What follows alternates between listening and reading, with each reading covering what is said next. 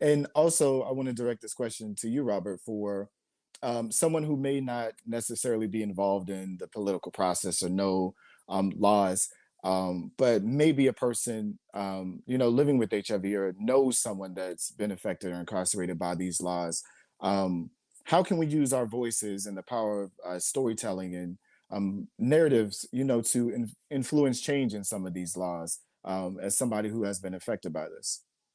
Oh, well, I think it's definitely important for people to share their stories. We need to continue to tell our stories because the narrative has already gone out. Either years before some people may have contracted HIV, like for those of us today. I know we have a lot of long-term survivors, but even for myself, the narrative was already out there that that I'm a criminal, that I'm a dangerous person, even before I ever contracted HIV and even faced prosecution. So I say that to say I'm very passionate about storytelling as a strategy, because people need to know. People who are not Black and brown need to know what we are experiencing, because they're not going to talk about it. And whenever other people that are in power talk about it, it's always about protecting the public, protecting people, but they're not really hearing and understanding the stories of people that are going through it. And so they may not want to hear about a sex worker. They may not want to hear about a injecting drug user. They may not even want to hear about gay people, but we have to keep telling our stories. I kind of had an issue with telling stories to legislators because honestly, they don't really care. They really don't, because my Mm. concern is what I'm seeing and things that I've seen is that when someone go to a legislator and say, oh, I'm having this issue around HIV or what have you, the first thing a legislator wants to do is create a law. They want to Mm. create a criminal law to deter their rise or increase in rates as it relates to sexually transmitted diseases. That is not the answer.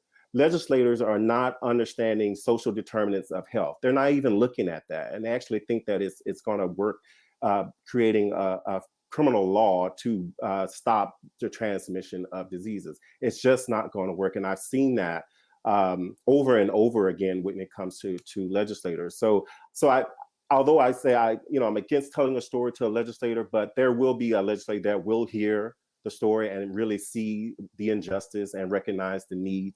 But overall, we need to continue to tell our story because our voices need to be heard and not silenced. And we have had enough of people making decisions on our behalves. We see a lot of that going on right now in the country as it relates to abortion and women and their bodies. I am tired of people not living with HIV making decisions for people living with HIV.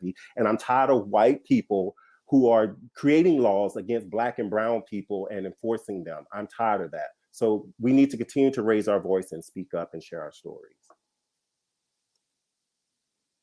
Yes, thank you. And side note, I'll always tell you, I remember the first time I remember you telling your story about HIV criminalization now, maybe 6, 7 years ago.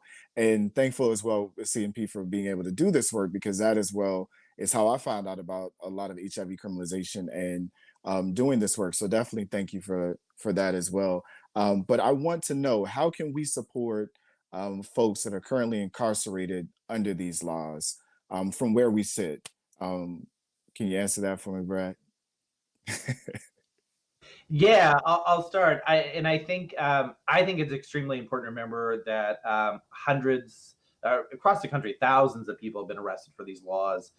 Thousands are incarcerated right now because of these laws, and thousands may be post-incarcerated, but as Amir was saying, kind of saddled with a felony conviction, saddled with everything else that comes with having a felony or being incarcerated in this country. Um,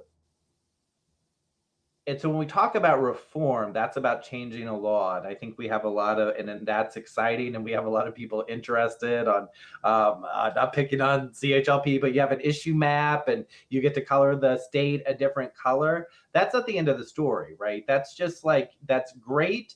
But I'll say two things about that. One is back to kind of what kind of reform we need. Power finds a way. And so I think unless you kind of need complete repeal, and like we put in Nevada, something that says, and you can't use any other part of the criminal justice system to go after this to really shut this down. I was looking at some data earlier today from Virginia, where they had a felony that required intent to transmit, and then they changed that to a misdemeanor for non-disclosure of HIV. And what happened is the cases just kept right on going, and there was no decrease. They just now had two different laws to charge people against instead of one. And so it's like whack-a-mole. It's like, this is part of a system. Unless you really keep everything, unless you really kind of button down all the hatches, the prosecutions are going to continue. And so I think that's really important. The other thing is, there are people who are incarcerated who need our assistance. There are people who are post-incarcerated. There's people who need expungements, even if you've had the repeal of the law. And all of that work needs to be attended to as well. I know Amir and others work on people. You finish your prison sentence, and then somebody decides you're still a threat to the rest of the public, and you get put in civil confinement, basically, forever. Like, there's stories of folks who've been in there for decades without the process of criminal procedure. And so I think it's important that we do the reform, but that it's important. There's more funding right now going towards those reform efforts. There also needs to be funding going towards the people that are actually impacted and making sure they have the resources they need to kind of recover from the impacts of these laws to the extent possible. Yes, thank you for that. And as well, just want to point out with Dorian Gray Alexander in the chat that says free Nushan. So definitely want to lift him up as well. And bring in another question as well from you, Dorian. Do you think a law like Texas's current bounty deputizing on abortion could be passed and used to find people living with HIV someday?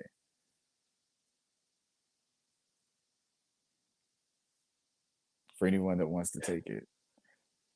I'm just wowed by having thought about that, but wow, that's an interesting question, Dorian.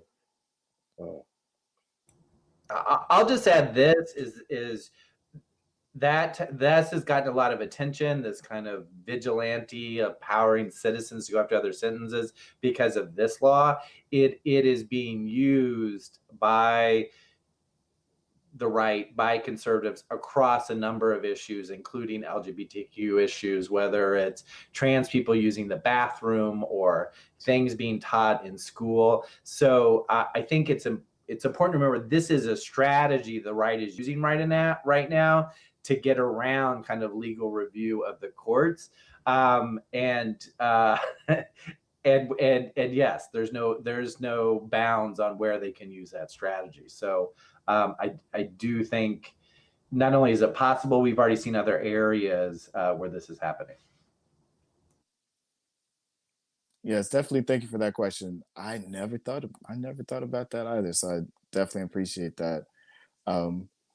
So in the interest of remaining hopeful for me, and thinking of how we can work toward this in the future, what would a 2022, hopefully, COVID. Okay, we're going to skip past that. Hopefully with COVID, 2022 agenda would look like for our movement. And I just want to start with you, Amir. I know you touched on it just a little bit before. I did. Well, but I'm happy to add to it. I think it's been remarkable to see this movement grow before my eyes. And I know there are a lot of folks who've been doing this much longer than I have, who feel the same way. So I'm hopeful that next year we can keep the momentum going. I mean, this year, Illinois repealed its law. Virginia, Missouri, and Nevada changed their laws. We saw bills moving across the country. New Jersey introduced legislation backed by the Hyacinth Foundation. I just want to give a shout out just in case anyone from New Jersey's here. There was a bill moving in Georgia that got pretty far. And I probably, I know CNP is based in Atlanta, and we might have a lot of folks from Georgia listening in. And, Georgia is one of these states that has an HIV specific crime, carries a potential 10-year sentence. It's also a state where we've seen general prosecutions against people living with HIV. It's a state that The Williams Institute has analyzed enforcement data showing that it's overwhelmingly Black women and men who are enforced, consistent with trends that we've been uncovering. I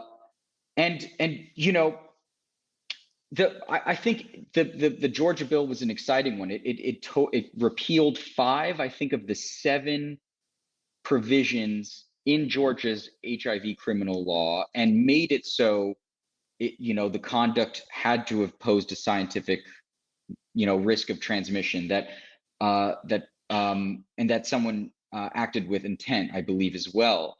But it did cling on to a felony punishment. And I think maybe connecting back with some of the other earlier questions, because as we are hopeful and look to the future, we have to remember where we've come from. And it's important not to trivialize. I mean, I guess we've been saying this all evening, but we cannot trivialize a felony. We cannot trivialize felonies, felony level punishment. I think for a lot of folks who might not have, been as engaged in criminal legal reform, and people who might have not actually been directly affected by the criminal punishment system and the criminal legal system, they don't understand. And they think, well, maybe it's a 3-year sentence. Maybe it's a 5-year sentence. That's not so bad. I can just rest assured that trivializing that kind of time inside actually does active damage to this movement. We need to be cross-movement organizing and working, across movements, with sex workers and racial justice advocates to make sure that, whatever we're fighting for next year to change these laws, we're not going to leave anyone behind. And we're going to make sure, that especially the people who are most likely to be arrested and convicted are centered, that we continue to hear their stories, as Robert said. I think something that I've heard Brad say that I'd like to say is that this movement has a lot of different lanes, right? We have to change hearts and minds. We have to change the law, and we have to build movements, right? Did I get that right, Brad? And I think, I'm hopeful that we can keep doing that. And I also just want to say that we not lose sight of people who are currently inside, like Nushan Williams, who's been targeted by civil confinement, still in indefinite detention, over 11 years after serving his maximum criminal sentence. So we need to, I think, look forward and embrace some of these founding principles, the Positive Justice Project guiding principles, but also make sure that we're going back and working to address how this system has unleashed so much violence and harm on people living with HIV and people living with viral hepatitis and other stigmatized diseases. Yes, thank you for that. Did anyone else want to chime in? I just wanted to add, and Amir already touched on it in terms of racial justice approach to it. It's Black and brown people that are definitely impacted, and those are the people that need to be also in leadership. They need to be in the decision making regarding things that are impacting our community. So I can't stress that enough, but that is something more that I would love to see. We have a lot of Black activists, people living with HIV who have done extraordinary in their states. And it's just time that we strengthen our network and also get more visibility, since we are also experts and impacted by the issue. Yeah, and I'll just add to that. I mean, it's kind of echoing these points, but I think we as people with HIV, as people who have been impacted, should define what successful reform looks like. And for me, in every step of that process, that means putting people first.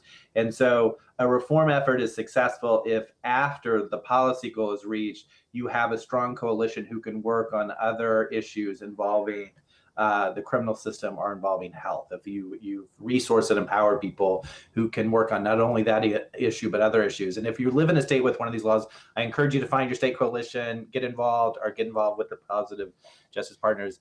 I totally agree with Amir is if you leave a felony in place and I know a lot of people, a lot of hard work into reform, and there's still a felony in place. But if you leave that in place, that's not that can't be seen as successful reform. That might be a step forward, but just remember, like I said earlier, most people plead. And and if you're gay, if you're a person of color, if you're HIV positive and you're a sex worker, are accused of having sex without disclosing, or sharing needles, are you going to go in front of a jury and roll that die? So you're gonna plead. Like, if people plead, and if the felony is what you have to plead to, like, it doesn't. I hate it doesn't matter as much what the specific elements of a crime are in that context. And that's why we need the prosecutor education, and it's why we have to lower the penalty, because in that Missouri data, people are pleading to a felony of transmitting HIV through donating blood, which, if that had happened, it would have been a national news story. It did not happen. But they were charged with that crime. They must have donated blood, and the crime says, and you infected someone, and they pled to that, even though there's no way that could have been proven up. And so, and I think the connection to other movements is important. I mean, so many of the people who are arrested and convicted are sex workers, and we can get rid of the enhancement for being HIV positive because you're a sex worker, but we need to get rid of the criminalization of sex work altogether. We're kind of picking a scab off a huge problem, and that's what's really impacting our communities, is the criminalization of sex work. And if we leave that in place, that's going to continue. And then I'll just wrap up with this, which is something Amir and others heard me say before, is that we don't do this work for saints. We do this work for human beings who are going to mess up, who are not going to disclose, who are not going to use a condom, who are going to do drugs, who are going to do sex work. And if we write these laws so you can do all the perfect things and avoid penalty, that's not enough for all the reasons I've just said. Because the truth is, we have to pull this out of the criminal justice system all together. And so writing these nice laws for really great behavior doesn't cut it. We have to repeal them outright. Yes, thank you all. So much to think about, and there is a wealth of information that we're dropping as well in the chat. The Georgia HIV Justice Coalition, as well as articles on the reckoning with personal narratives as well. So it's a lot of information in the chat, and I'm so glad and thankful. I think we have time for just a few questions. I know you all are very busy, but I will try to get as many in as we can before we have to wrap. So I want to go back to a question I believe Franklin asked earlier in the chat, that there is an increasing trend of African countries contemplating implementing HIV criminalization laws. How does international organizations, the WHO, the UN, the AU, come to play to prevent this?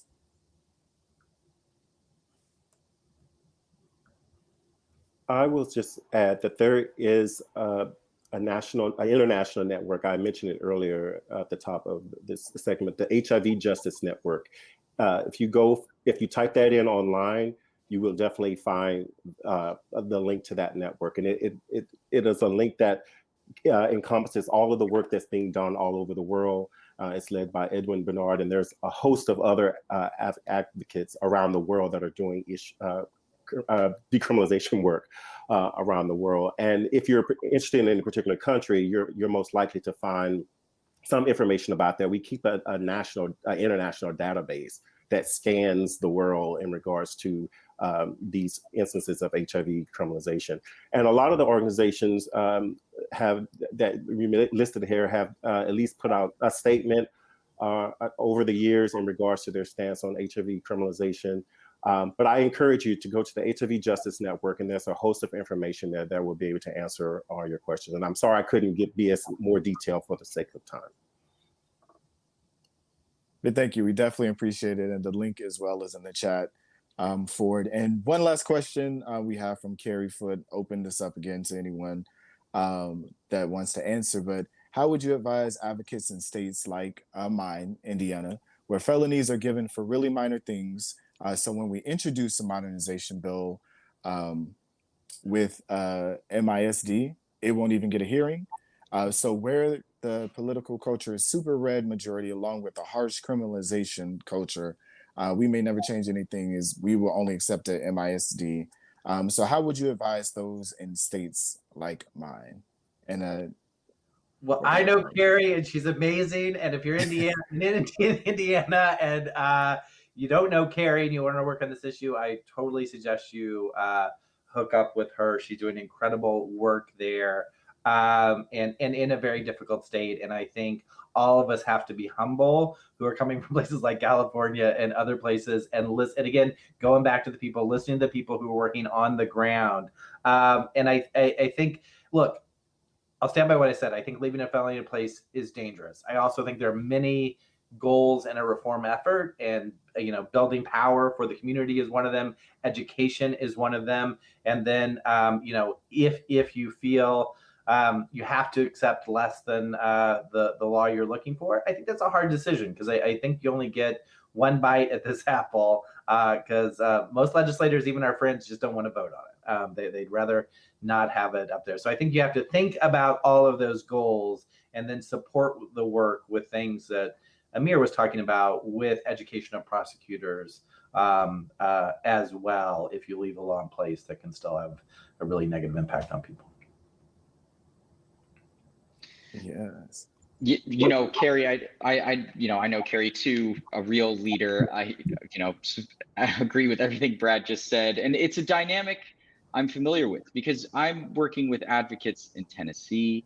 I'm working with advocates in Arkansas, in Georgia, in states where the political realities and stigma, the stigma is persistent. I know that there's been a new 2021 HIV stigma in the United States report just released, I think, by GLAAD and the Southern AIDS Coalition, showing that lots of people are even afraid to see a medical provider living with HIV. And there are a lot of recommendations in that report, I think useful ones, like encouraging open dialogue between patients and providers about sexual health literacy and HIV literacy. So I think as movements build to bring the sexual health and HIV literacy up to speed with medical providers, with lawmakers, and so on, I hope that maybe we won't encounter lawmakers that are so reticent to embrace a misdemeanor and reducing this offense to a misdemeanor level, because I think the harshness of the crime is actually one of the root issues, right? I mean, we're talking about conduct that might not even theoretically pose a risk of transmission that's punished as a felony, and I think that's pretty unacceptable, and actually probably does a lot of public health damage, as I know Carrie knows. So I do think, though, another piece of this that might carry some encouraging news is that the sex work decrim movement is building. I mean, in Louisiana, Women with a Vision, shout out, it has been organizing for years and introduced a bill. And I've heard from advocates there that even conservatives are kind of not shutting the door in these folks' faces, which is important.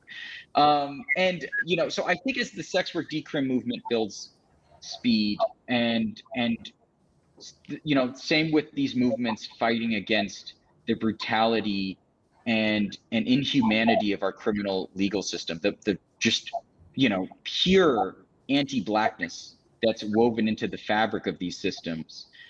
I'm hoping that lawmakers will entertain the possibility that we might be right about our bodies and we might be right about the accurate realities of living with HIV.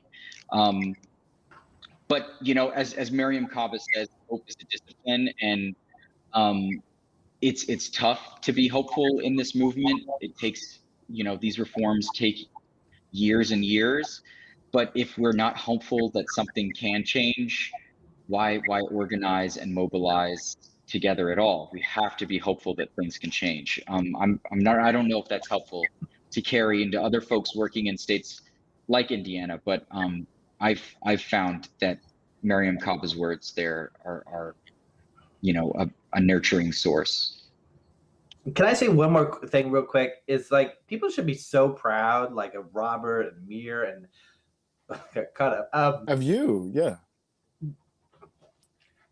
LGBT groups wouldn't touch this issue with a 10-foot pole like 6 or 7 years ago. They would not get involved in it. When we first tried this in California, like we couldn't get any LGBT group to sponsor the bill. The fact that people come out, that Robert's talked to, that CHLP has worked on this, has changed this to becoming an issue that movement organizations, whether HIV or LGBT, now feel like is important to them. And Robert was just at a ball with the Elizabeth Taylor AIDS Foundation, and there are stars there talking about this issue. And that just is inconceivable such a short time ago. And these hooks are getting rid of felonies, which is something that we have to offer more broadly and against a highly stigmatized, triply stigmatized group of people. We've gotten rid of felonies, so it is possible. So I feel like the hope that we have to offer is that both in terms of how an issue is understood, in terms of stigma, and in terms of getting rid of felonies, like we've done that. And that's something we should feel really proud of and share with other movements. There's some hope for you. Yes, definitely. And as you said, I am very proud of all the work that you three gentlemen are doing as we continue to the movement, but we do have to wrap up. I'm here, so I just want to allow you all time. Any closing remarks again, where we can find you to put your information back up. I'm here, so again, we will start with you, Amir, then Robert, then Brad, to close us out. Thank you, Michael. Thank you to CNP for having me here. So exciting to have Lil Nas X give CNP a shout out at the fundraiser for the baby registry. That is so exciting. So happy for you.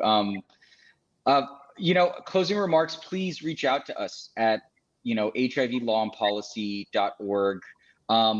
If you know people who are facing charges, who've been arrested, we have an HIV legal collaborative. We have relationships with attorneys on the ground in states who can, we can support them with resources and strategy on litigation and defense. We've worked with defense attorneys before in cases and actually gotten some charges dismissed in the past. So please reach out to the Center for HIV Law and Policy or CHLP, HIVlawandpolicy.org. And if you've been, if this conversation has piqued your interest, please learn about Nushan Williams. Please learn about, it's freenushan.com and just free Nushan. He's did his time, and he needs to come home here in my state of New York. So those are my closing remarks. And I would just want to say that people can follow me on Facebook. You can find me on LinkedIn or Twitter or wherever, any of those, Instagram. I've gotten messages on all of those. And so I'm happy to have some one-on-one discussions or even group discussions, but please read something about HIV criminalization first before we have the conversation. That way you have a little bit of background knowledge, but I'm happy to have those one-on-one conversations to help go a little deeper with helping you understand some of the nuances of the issue, because there are a lot. There's a lot there to discuss. And so, yeah, I'm happy to connect with anybody to talk about this issue anytime. Yeah, and I'll just say same here. You can also find me online and get involved. Like it's great work, and there are great people doing this work, and you saw some of that hopefully today. And I would just say get involved. People like Carrie in Indiana need you, but that's true all across the country. So thank you. Yes, and to everyone that watched, commented, asked questions, I am definitely thankful to you. Make sure to share this video. We want to continue this conversation outside of Facebook and your community groups with your friends. So this video will be up, and I believe on YouTube, on CNP TV. So definitely check out 2020's Roundtable. Also, we did touch on sex work in that as well. So valuable information in there. So much information here in the chat tonight. Follow us on all our social media at CNP Tribe. I am your host, Michael Ward. You can find me on all your social media and things like that. Tune in again to Revolutionary Health for next month. So I will see you all back then.